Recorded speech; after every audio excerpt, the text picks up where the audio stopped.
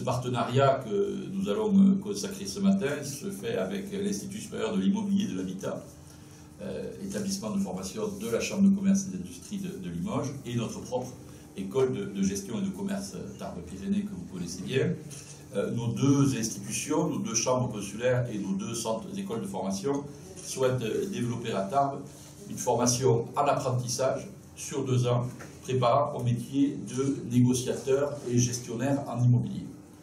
Le GC de Tarbes a reçu dès avril 2013 les responsables de l'Institut supérieur de l'immobilier et de l'habitat de Limoges, le président de la FNAIM 6465, qui est M. Kergaravat, pardon, j'ai bien relu pour ne pas déformer son nom, je suis plus habitué au nom bigourdan qu'au nom d'origine bretonne, qui est excusé, qui devait être représenté, mais M.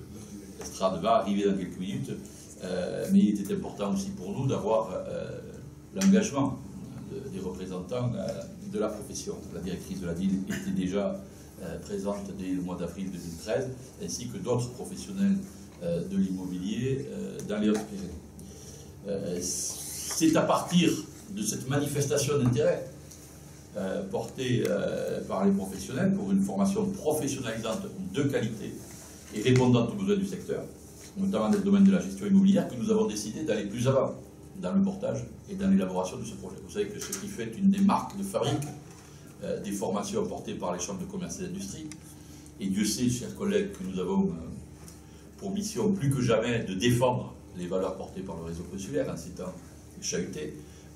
Une des marques de fabrique, disais-je, des formations consulaires est la parfaite adéquation entre l'offre de formation que nous proposons et les besoins émanant du monde des entreprises, émanant du terrain.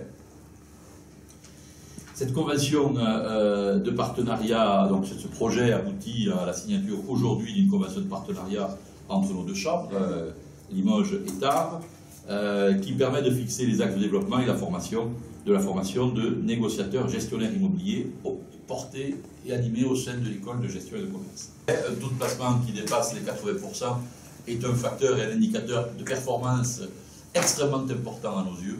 Et c'était une des raisons de plus pour nous engager dans cette initiative. Immobilier, vous remarquerez que ce n'est pas le diplôme d'agent immobilier. On a bien voulu insister sur 2 aspects dans sa définition, le négociateur et l'aspect vente, et le gestionnaire sur l'aspect gestion. Et d'ailleurs, on retrouve cette distinction dans l'institut que vous gérez, puisque vous avez bien parlé tout à l'heure d'un institut de gestion et de commerce. Donc on a bien les 2 aspects, commerce et gestion et commerce, qui sont étroitement imbriqués. Alors c'est une aventure qui est née il y a 25 ans, en 1989, lorsque c'est créé à la demande des fédérations professionnelles, et c'est pour ça que je suis heureux de rencontrer notamment les responsables de la FNAIM et des autres syndicats professionnels, la volonté commune des fédérations professionnelles de se mettre en harmonisation avec une loi, qui était la loi Hockey de l'époque, et qui faisait qu'il y avait des efforts significatifs à réaliser pour faire en sorte que ce métier soit davantage professionnalisé.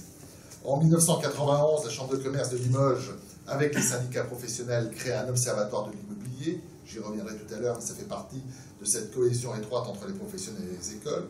Ensuite, en 1994, le diplôme est inscrit au répertoire national des diplômes pour montrer qu'il devient un institut supérieur de l'immobilier et de l'habitat. Donc on est en train de cheminer, on part d'un diplôme maison pour le mettre dans un référentiel plus large et faire en sorte qu'il soit reconnu dans la France entière. 2003, c'est la labellisation que vous venez d'évoquer tout à l'heure, avec un certificat de capacité de qualification professionnelle. Et 2004, c'est la mise en place d'une collaboration avec la faculté de droit de sciences économiques.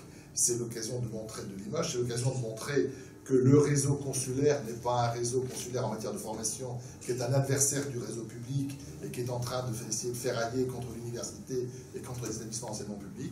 On est complémentaires, on sait construire des partenariats, et c'est sans doute une façon nouvelle de faire fonctionner nos écoles et nos formations que d'avoir des relations avec l'université.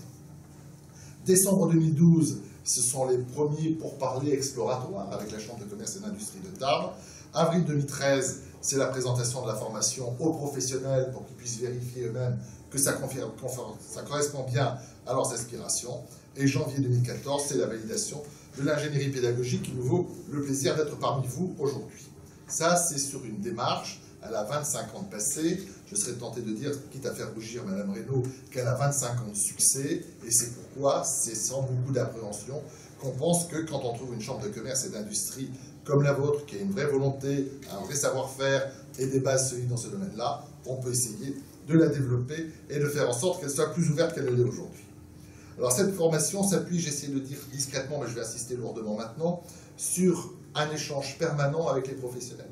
La caractéristique d'une formation quand elle est consulaire, c'est qu'elle doit d'abord répondre aux besoins d'emploi des entreprises, et deuxièmement qu'elle doit s'appuyer sur les professionnels pour toujours vérifier qu'on est bien en adéquation entre l'objectif, les moyens qu'on met en place, les jeunes que l'on recrute et que l'on place auprès de ces entreprises, en espérant, vous l'avez dit Monsieur le Président, le taux de conversion en CDI à la fin le plus important possible.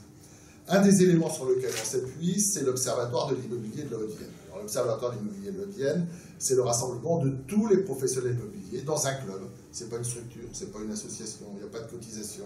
On rentre et on sort comme on veut, mais quand on a goûté, en général, on n'en ressort pas, c'est ça qui est bien. Qui, une fois par an, publie un rapport sur l'activité économique du secteur de l'immobilier, notamment en analysant l'immobilier en termes d'habitat principal de particuliers, en termes de marché locatif, en termes de marché de l'immobilier commercial, le marché de l'immobilier professionnel et industriel et le marché du foncier. Et le fait que l'école soit étroitement associée à cet institut et à cet observatoire assure la bonne porosité entre les professionnels et notamment l'école en question. Troisième volet sur lequel j'insisterai rapidement, c'est sur la façon dont la Chambre de commerce de Tarbes et celle de Limoges ont pu s'entendre sur ce dossier. Ça montre que, quelles que soient les vicissitudes que peuvent connaître les chambres de commerce aujourd'hui, on voudrait que tout soit régionalisé, ou que d'autres voudraient que tout soit hyper régionalisé. Il reste encore des domaines des compétences et des domaines d'initiative qui sont dus de la compétence des départements, parce qu'on est au plus près des besoins des entreprises, parce qu'on connaît plus vite leurs besoins, parce qu'on peut y répondre plus vite, parce qu'on n'est pas obligé d'aller demander des autorisations, des accords, des synthèses, des négociations longues et pénibles à pouvoir faire déboucher, et que dès qu'un besoin émerge, on est là pour pouvoir les satisfaire. Et je crois que si tout à l'heure on sera amené à parler de l'avenir des chambres de commerce, je crois que l'exemple de la convention que nous signons aujourd'hui montre la pertinence des villes moyennes, qui ne sont pas des métropoles. Tarbes n'est pas une métropole, Limoges n'est pas une métropole. On a été oublié dans la liste de 13 métropoles françaises, c'est une erreur. Ce sera sans doute corrigé un jour par le législateur. Mais ça montre, c'est pas parce qu'on n'est pas une métropole qu'on ne peut pas avoir décidé. C'est pas parce qu'on n'est pas des métropoles qu'on ne peut pas construire des projets originaux. C'est pas parce qu'on n'est pas des métropoles qu'on ne peut pas s'entendre, même en relevant de deux régions différentes, pour aller construire des projets, parce qu'ils sont d'intérêt commun, parce qu'on est dans des dimensions similaires, et parce qu'on sert des professions qui ont des problèmes de même nature.